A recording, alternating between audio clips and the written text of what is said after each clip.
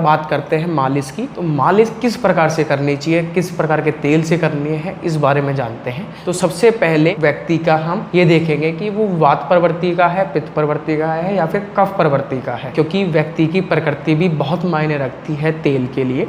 वहीं पर सबसे ज़्यादा जो नॉर्मली यूज़ होता है वो नारियल, तिल और सरसों का तेल होता है, जिसमें हमें सबसे पहले एक तो अजवाइन, लहसुन और मेथी, इन 3 चीज़ों को गर्म करके उसमें खदका लिया जाता है और उस तेल को तैयार करके रख लिया जाता है। अब इस तेल से हम बॉडी की मालिश करना शुरू करते हैं। तो उसमें सबसे पहले ये ध्यान देने वाली चीज़ है बॉडी के किन किन पार्ट्स की कहाँ कहाँ मालिश होती है। तो हमेशा याद रखें कि कभी भी हमें आगे की तरफ मालिश ना करते हुए बैक साइड की मालिश करनी चाहिए, जहाँ पर ज़्यादातर मसल्स का काम है।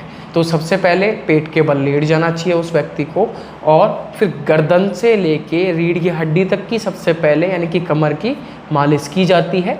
इसमें ये ध्यान रखा जाता है कि मालिश करते समय जो भी प्रेशर होगा वो हार्ट की तरफ जाएगा, नीचे से ऊपर हार्ट की तरफ और गर्दन से नीचे हार्ट की तरफ। ऐसा किस रूप में यानी कि किया जाना चाहिए? सबसे पहले जिस प्रकार से आटा गूंथते हैं उस प्रकार से बॉडी पे हमें हाथों से एक्सरसाइज करनी चाहिए। दूसरा, हथेली का प्रयोग किया जाता है, इन उंगलियों का किया जाता है और इन जॉइंट्स का किया जाता है। इन 3 प्रकार के जॉइंट से हम कमर की मालिश करते हैं। उसके बाद दोनों अंगूठों से स्पाइन के दोनों तरफ मालिश की जाती है। अब आते हैं उसके बाद जब हाथों की बारी आती है तो शोल्डर को गोल रूप में मालिश किया जाता है, ना कि अप डाउन जैसे कि हमने कमर की थी। उसके बाद जब हमारी बाजू की बात आए तो बाजू को एक हाथ हमारा क्लॉकवाइज होगा और एक एंटी क्लॉक होगा। तो इस प्रकार से बाजू की मालिश की जाती है, जिससे कि जो हमारा ये बाइसेप होती है वो नीचे की तरफ ना जाके ऊपर की तरफ आए, इस रूप में मालिश की जाती है। अब आते हैं नीचे पीढ़ियों की बात करें तो पीढ़ियों की मालिश की जाती है, ना कि पीढ़ियों के आगे हड्डियों की मालिश होती है। और पीढ़ियों की मालिश करते समय ध्यान देंगे कि जो प्रेशर होगा वो नीचे तलुओं की तरफ होगा, और अच्छे से तलुओं की तरफ नीचे प्रेशर करते हुए ध्यान देंगे कि पीढ़ियों में कोई गांठें तो नहीं बन रही।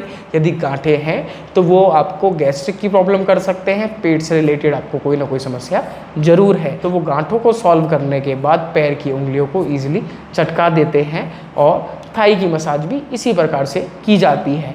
और ध्यान रखना चाहिए कि यदि बॉडी पे बाल ज़्यादा है तो आपको ऑयल को ज़्यादा यूज़ करना है, और कोशिश करें कि जितना कम बाल हो बॉडी पे उतना अच्छा है, जिससे कि हमें बाल तोड़ की समस्या ना बने। इसके बाद सिर की मालिश कराई जाती है। तो सिर की मालिश में हम नॉर्मल तेल का प्रयोग करेंगे, ना कि गर्म तेल का। पूरी बॉडी पे हमें गर्म तेल का प्रयोग करना चाहिए इसकी जगह।